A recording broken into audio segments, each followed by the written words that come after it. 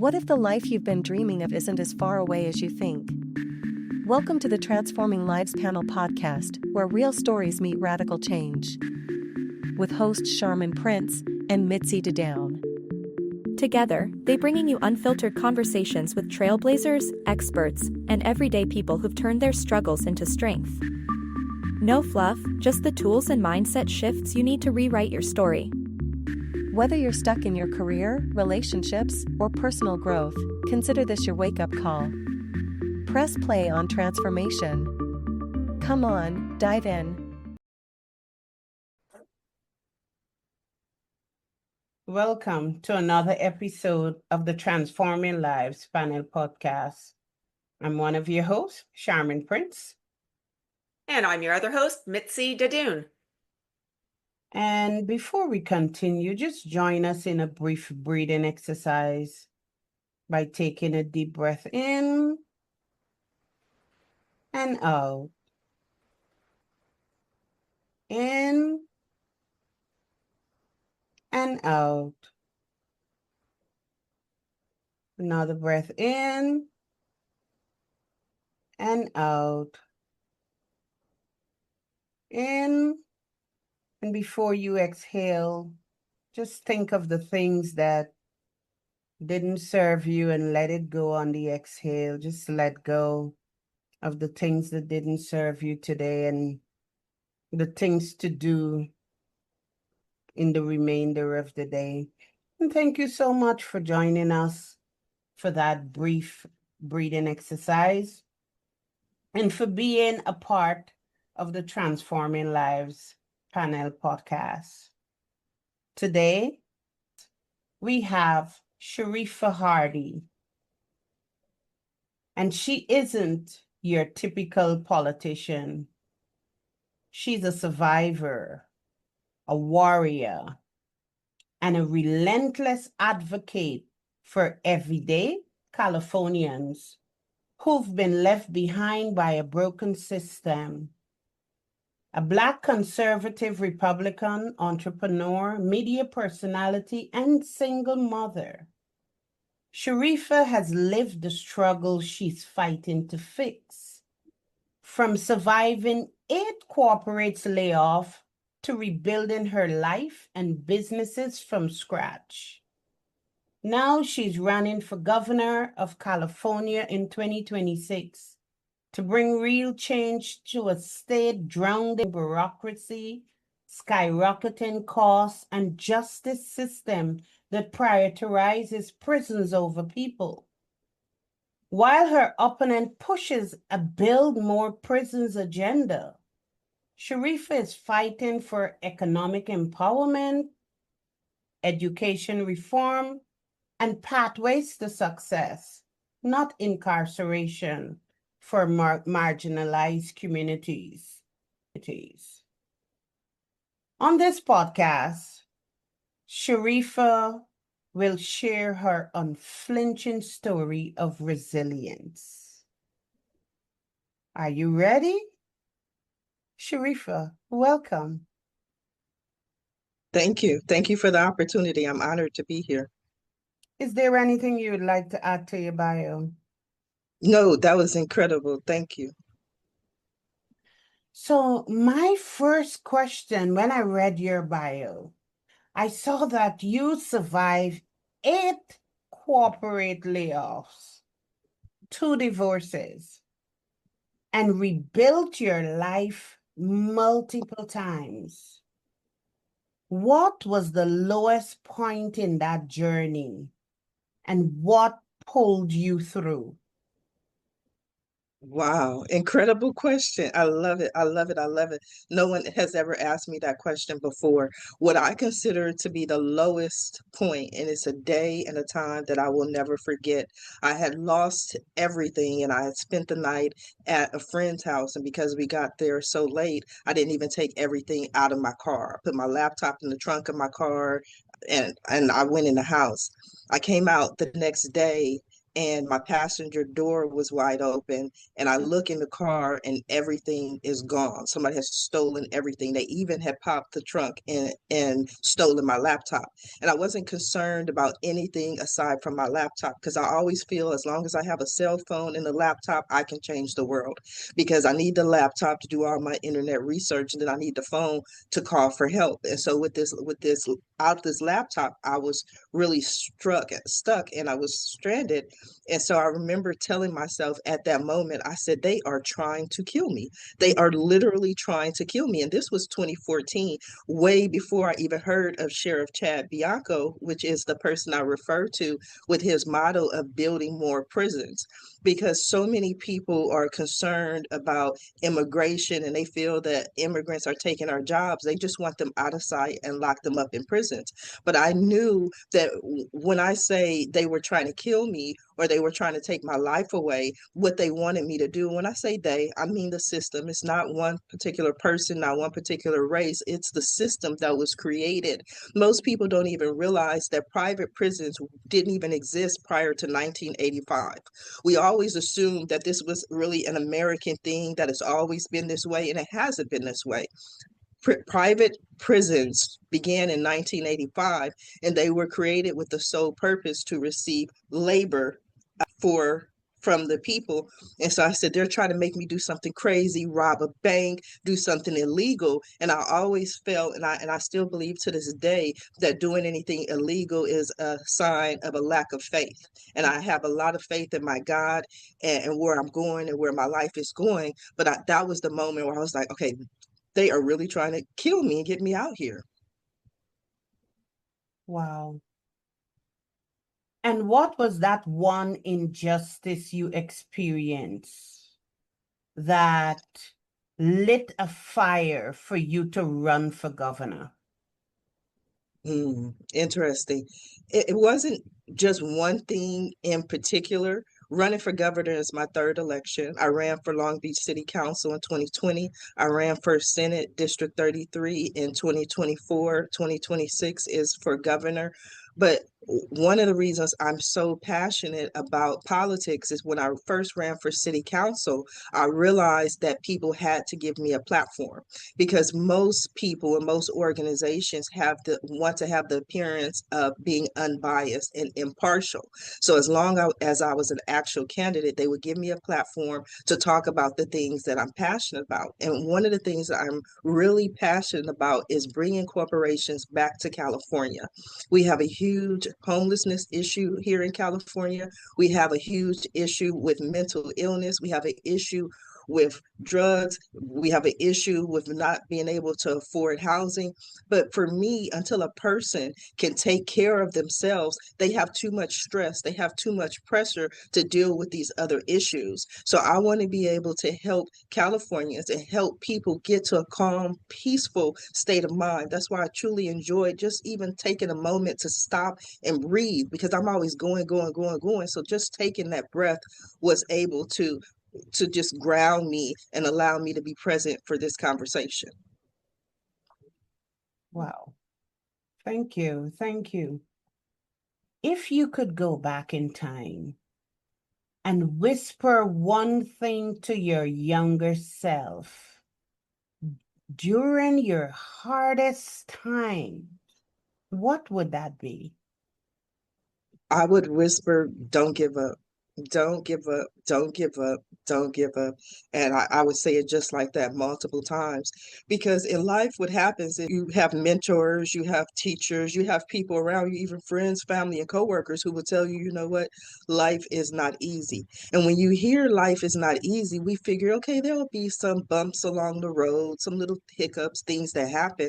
So we know it's not going to be easy, but we never realize it's going to be this hard. I mean, there are so many obstacles that come towards you that you never even expected. Some of the experience that I've had in campaigning, I was like, oh my God, I didn't know it would be like this. So I just would tell my younger self, no matter what happens, no matter how hard, how difficult it becomes, just don't give up. You'll make it through. What are some of those challenges or really difficult things that have happened to you during the campaigning process? I think the most difficult aspect is actually this election, the third election. You know, they say the higher the level, you get a different devil at every new level. So city council, senate, they had their own issues. But when I began to run for governor and I would go to speak to people who had supported me in the past, or even to the Republican Party, the LA GOP, California GOP, they literally closed the door on me. There was no pretense of being impartial. There was no, okay, we have to hear you out. We have to hear all our candidates. Every organization that I went to with the party said, no, we're supporting Sheriff Chad Bianco. We're supporting Sheriff Chad Bianco. And this was really surprising to me because, again, my belief is that you have to at least give me the opportunity to find out what my campaign and my agenda is about. Do you think that the doors are being closed? I'm going to ask you the obvious question. Is it because of your gender? Is it because of your race? Why do you think that the sheriff is being preferred and you are not even given an opportunity to share what you're running on? No, I don't think it's my race. I don't believe that it's my gender. I believe that those aspects are a part of it, but not in its entirety. I believe the main reason is because Chad Bianco is a sheriff, and things happen in divine perfect timing and divine perfect order in one way or another, which means that for the sheriff, this was a perfect storm. He decided to throw his hat in the ring during a time when Californians are really upset and really passionate about immigration. Once President Donald Trump got into office, all of a sudden you had ICE everywhere here in California. And so when you have people who are hungry, people are struggling, there's high inflation, food is extra, just the cost of food is incredible. So you have people who want a solution, and when people want a solution, they also want someone to blame. So they can look at anyone. They can look at Mitzy and say, you know what, if it wasn't for Mitzy, I would have more, I would have a better job, I would have a better income. And so they say, let's go lock Mitzy up and put her away. So now we have access to resources.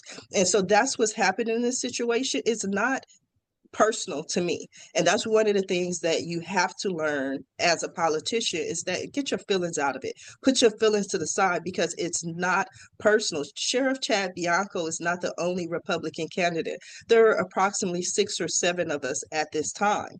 But Sheriff Chad Bianco is the pick because he's a sheriff and people know his reputation. He's a sheriff over Riverside County, and Riverside has one of the highest inmate death rates in the nation, right? So what they know about the sheriff is that no matter what it costs, no matter what it takes, he's going to lock people up, throw away the key, and nobody can say anything about it. So rather go a peaceful way and focus on job creation and bringing corporations back to California with tax breaks. It's okay, well, let's just take all the immigrants, take all the people of color. He has civil rights allegations where the attorney general had to step in and file charges against his whole organization. So it's not about me. It's about when they look at a sheriff who's a white male, they're like, yeah, he'll get it done. He'll take care of it. Yeah, I have a question. I'm from Canada, so we don't have private prisons. Mhm. They're run by the government.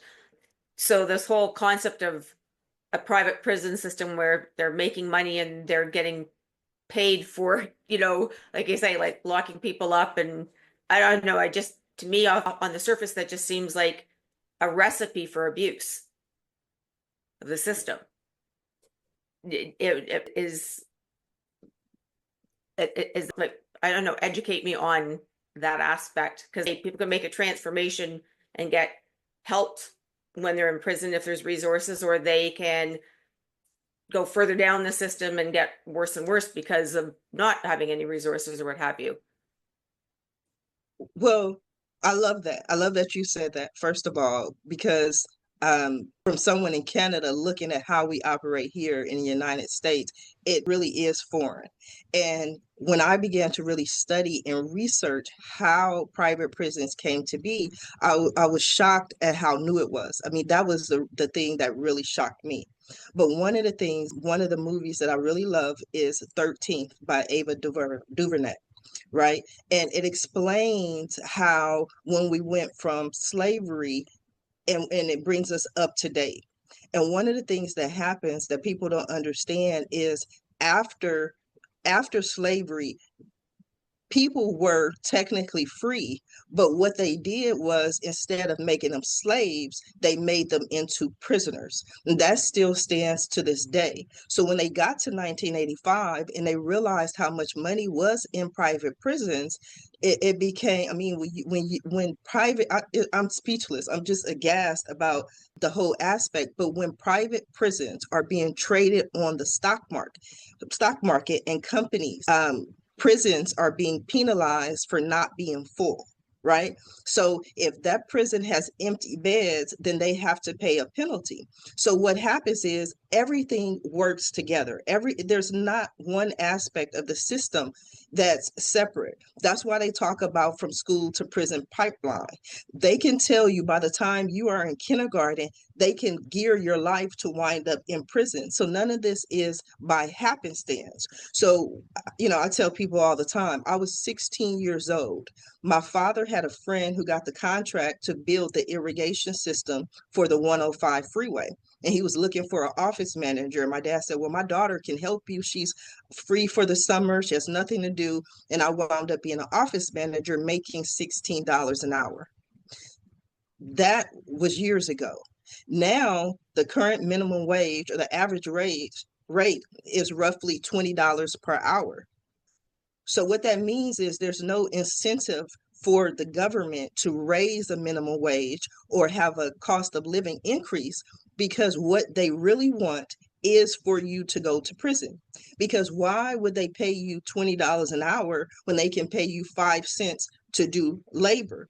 It's all business. It's just business, which is one of the reasons I'm a Republican, because I agree with less government and more individual ability to operate your business. But I want us to create businesses that are not built on the backs of humans. Thank you for sharing that, and thank you for the comparison and mention of slavery and the prison system. But as a Black conservative woman in a heavily progressive state like California, what's a criticism you face that actually strengthened your resolve and caused you to be such a force to be reckoned with? I love that question. What changed for me was when President Donald Trump won. So President Trump received over 6 million votes in California. California is a Democrat blue state, but 6 million people voted for him in California. So what that tells me is that no matter what the party line is, whether it's Democrat or Republican, people want a change, right? If you order an average meal, I went to get some food the other day. It was, I'm not going to name the restaurant, but it was literally one meal. It was food, a side, and a drink, and it was $24. So what does that mean for the average American family?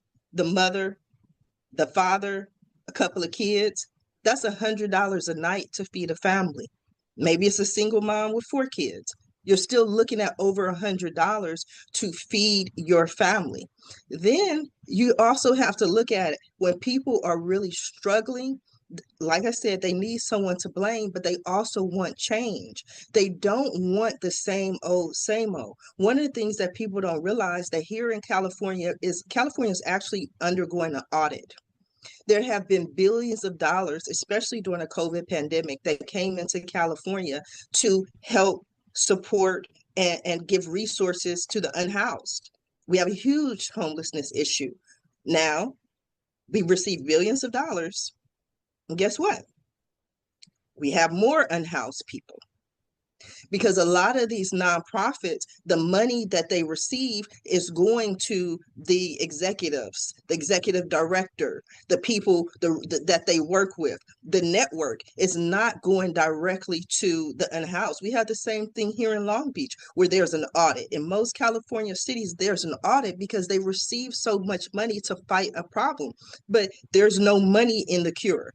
There's no money in solving these problems. For every problem, there's someone, some organization, some corporation, most likely traded on the stock market, that has a direct benefit to your situation. Then when you have these homes and people can't afford housing, guess what? It's not the small individual, you and me, that's purchasing these properties. These are companies, these are corporations, these are developers who come in and purchase these homes. So now your home that was $1,200 a month, now $3,500, right? So now you have people who are being pushed out. It's just something that I want to be able to say, look, I believe, and let me just say this for the record, I was born in Washington, D.C. I left when I was 2, moved to Columbus, Ohio. I've called California home since 1985.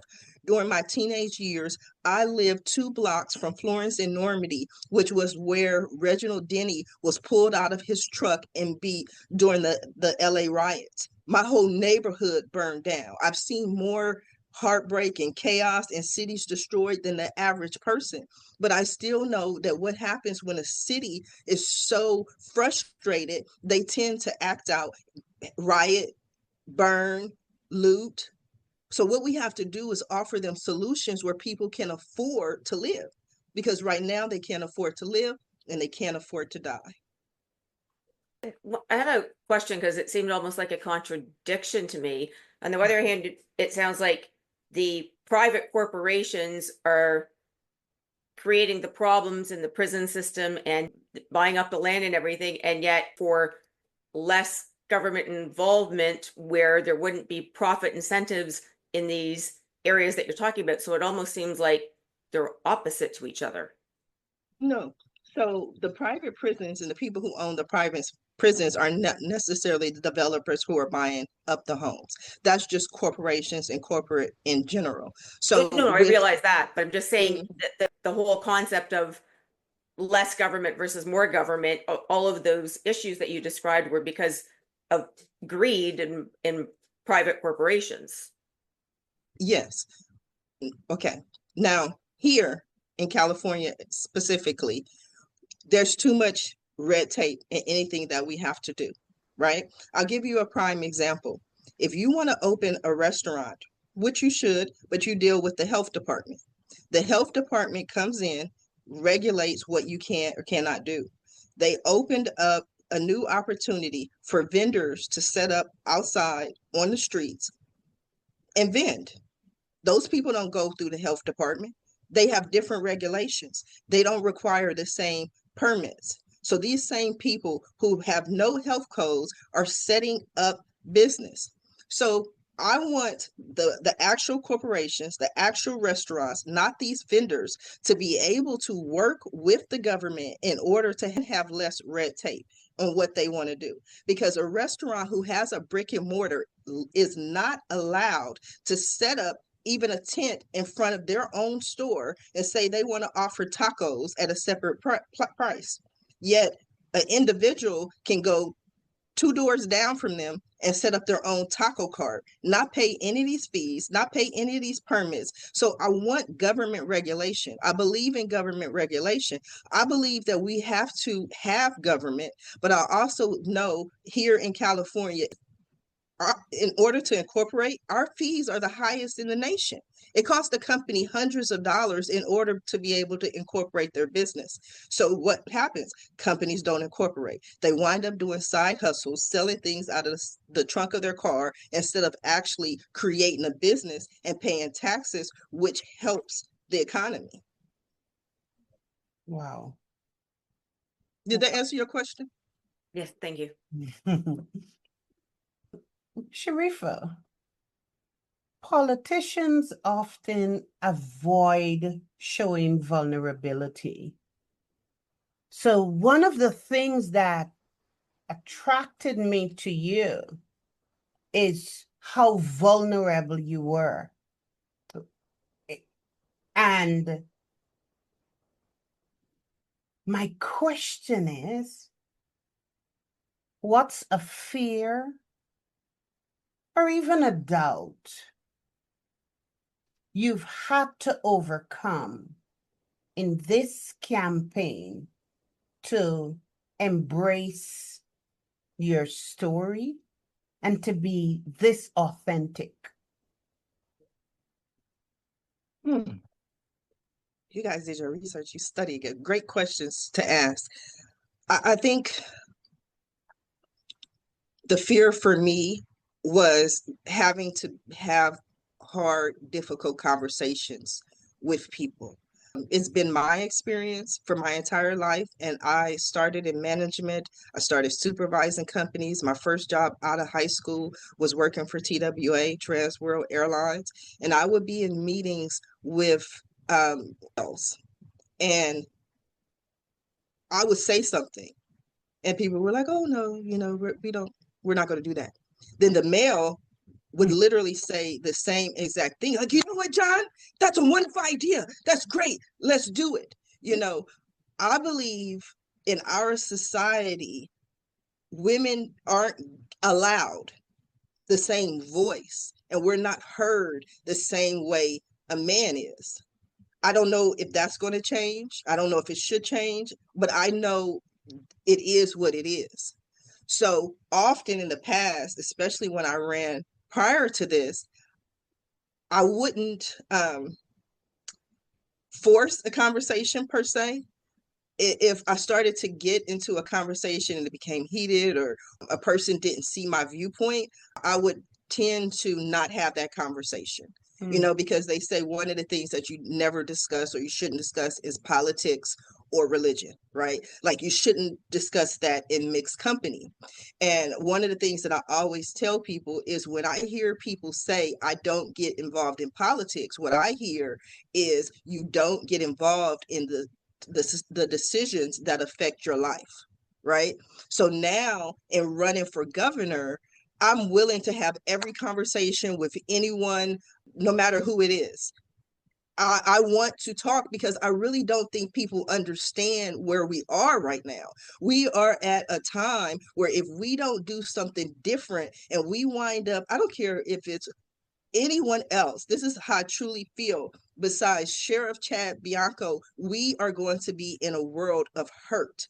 And so instead of just sitting by and being the docile, demure female, I don't go into my masculine energy. I can still stay in my feminine energy.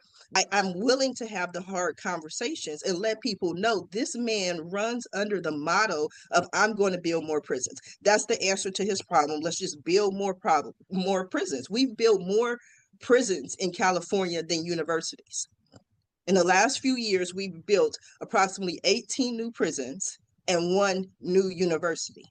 So that tells you, as a people, what our focus is. Our focus is, okay, well, we don't have jobs for these people. We don't have anything for them to do. That's why I agree with President Donald Trump on manufacturing. If we don't manufacture anything, if we don't create anything, if we don't have anything that's made in America, made in California, what are the people to do? I remember being young, and I knew that if nothing else, I could get a job at a call center. Where are your call center jobs? Where are your manufacturing jobs? Where are your jobs for the people? Because you don't want the people to have jobs. What you want them to do is to get so stressed out that they have no alternative. And now they're going to go out and they're going to do something illegal. And guess what? Now you can not only lock them up, but you can give them the scarlet F. The scarlet F meaning they're a felon. Mm-hmm. And because they're a felon, I can treat them a certain way. I don't have to give them the job. I can use this as an excuse not to give them an opportunity to feed their family. And I can tell you, when we talk about gender, male and female, Women are going to take care of their families. But if a man is in a household, he is not going to sit in a house and allow his wife, his woman, his children to starve. He's not going to do it.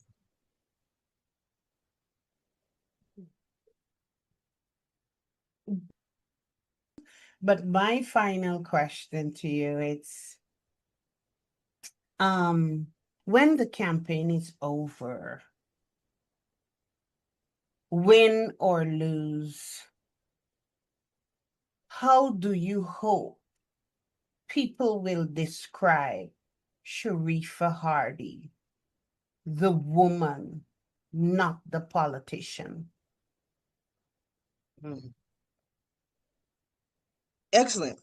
Let me just say this. I don't look at life as winning and losing. It was an article on the internet that they did about me, and I get all my Google alerts. So if my name hits the internet, I see it, right? So I didn't even know they were doing this article, but they were writing articles about each of the candidates that were running for governor. And so I get this Google alert, and I'm reading this article, and the article is 99% my bio. So they basically copied and pasted, put the bio in. And then at the end, nowhere in the entire article did they even mention my other prior elections. They simply said she's a two-time loser. I was like, wait a minute, who calls somebody a two-time loser? You know what I mean? Like, that's not very nice. But I don't look at it like this. I've never went into an election and didn't walk out with a new opportunity, because I learned that in getting laid off 8 times. I built my first website in 1994. I'm passionate about building companies, building businesses, and not all those companies were successful. And so what happens is, during startups, they'll start a company, they'll begin, and maybe it doesn't work out, but they look around and they have a team and they say, oh, well, you know what, they were great to work with, I'll take them to the next company. So that's the same thing with running for any political office. You get your name, your face out there, people are like, oh, well, you know what, I like her attitude, I like the way that she responds. So I may not get that position. It's just like applying for any position. When you're job hunting, and I'm pretty sure you ladies have job hunted before, you most likely went to the job site and look for multiple jobs, right? You probably just didn't say, oh, I'm gonna apply for this one job, I'm done for today, right? No, because you have to put your net out there, cast a wide net, and then whatever is meant for you will come to you. And that's how I feel about this election. Get my name, get my face out there. My phone is going to ring, because my phone continues to ring, where people say, you know what, can you help me with this? I'm a business consultant. My website, asksharifa.com. That's what I do: marketing, SEO, SEM, PR. I help people. And so now, once they see, okay, well, she's not going to be doing this, maybe she will help me. Excellent. And that was one of my questions, was how do people reach you? So you mentioned your website, if you could just say it again, and any other contact information. Yes. So my governor campaign website is Sharifa Hardy for governor.com. Again, that's Sharifa Hardy for governor.com. For my PR and marketing services is asksharifa.com. And I always tell people, do not face the unknown alone. Asksharifa.com. Wonderful. Thank you so much, Sharif. And your closing comment. I just want to say thank you, beautiful ladies, for the opportunity, for your time, for allowing me the platform to speak. I greatly, greatly, greatly appreciate it. If there's ever anything that I can do to help you, please do not hesitate to reach out to me. To everyone who is listening, please take some sort of action. If you can hear my voice and you can feel the passion I have, not only for California, but for politics and for the world in general, if you're sitting at home or if you're sitting in your office and you're asking yourself, well, I don't know what I can do, then I always tell people, go do something for someone else. Go be of service to someone else, because there are so many people who need help and just maybe need someone to talk to, need someone, need to be a friend. So just encourage people to be the change that you want to see in the world. And to also go to my website again at Sharifa Hardy for governor.com, make your donation, volunteer. I need your support in order to win. If today's episode sparked something in you, don't let it end here. Change starts with action. Hit subscribe and join our community of life chasers. We want to hear from you. While we don't have social media, you can connect with us through our personal YouTube channels. Share your biggest takeaway and let us know how you're transforming your life. Remember, your next level life begins the moment you decide to claim it. Until next time, keep transforming.